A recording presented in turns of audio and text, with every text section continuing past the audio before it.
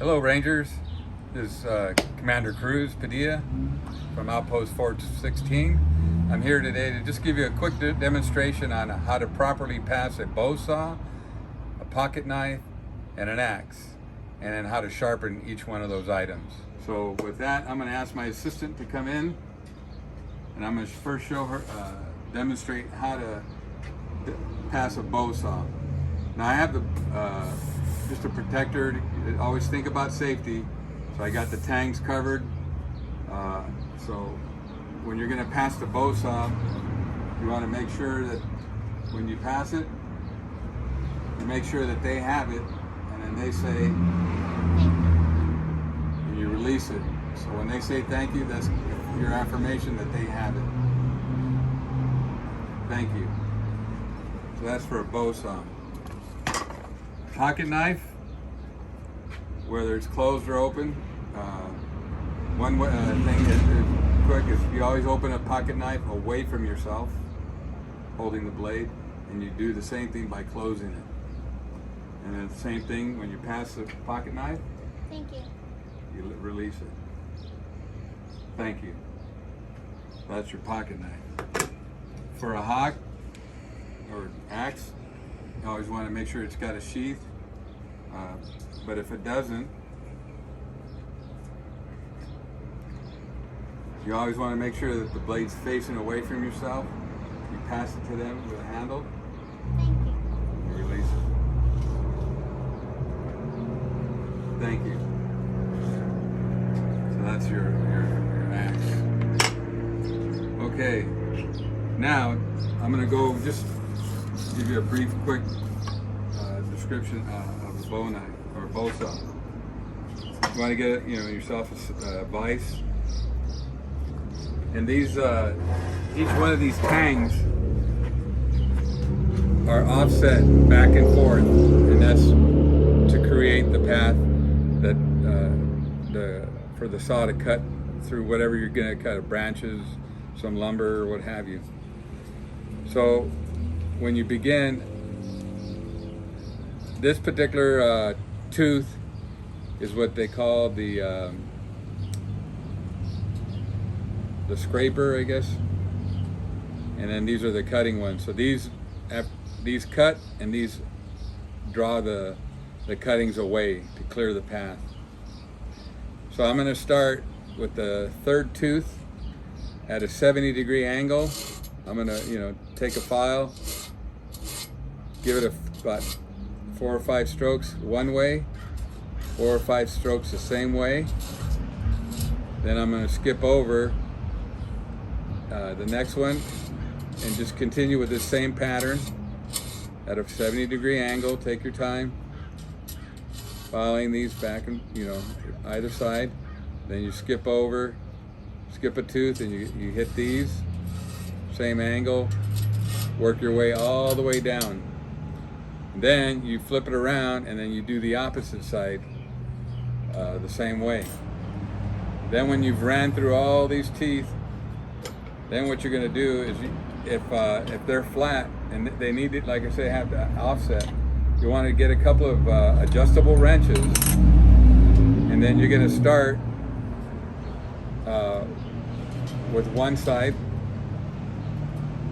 hold it in place. I don't have a smaller crescent wrench, but just for demonstration, you're going to take a smaller crescent wrench and grab a hold of that tooth and just give it a slight bend in one direction. And you're going to do that with every other one, all the way down. Then you're going to switch sides with the bow saw, and then you're going to do the same thing, bending the tooth the opposite direction, so that when you look down on the teeth, they should be opposing each other, every other one, and that's how it creates your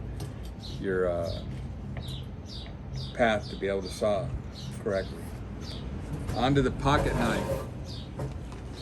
This is already pretty sharp, so I'm just going to show you 3 steps on making sure how to properly sharpen a knife. This is a whetstone.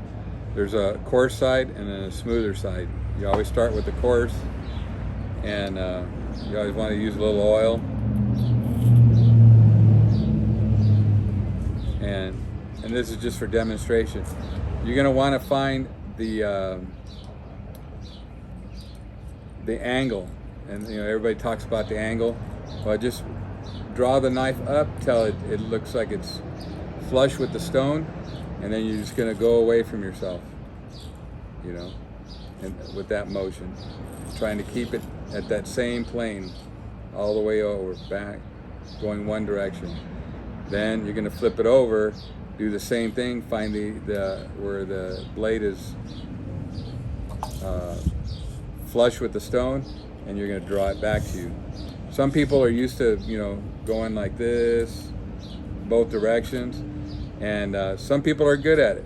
But if you're just beginning, it's better to draw the blade away from, you know, and back towards yourself. Same way, back that way. It's easier to hold that angle as you're sharpening it. Once you get it to that point, flip over the stone, and then you finish it off until you get a point where you can barely feel a burr on both sides. And that's when you know you got a good, nice, sharp edge. On your axe,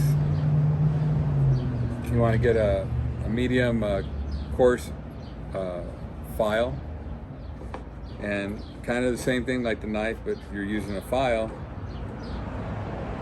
You want to just hit your axe or your tomahawk, and just work off all those burrs that might be on there until you got one nice even shine all the way across at a, you know, at a 35-degree angle, working it that way, and you flip it over, and you're gonna hit it the same way, working off all those burrs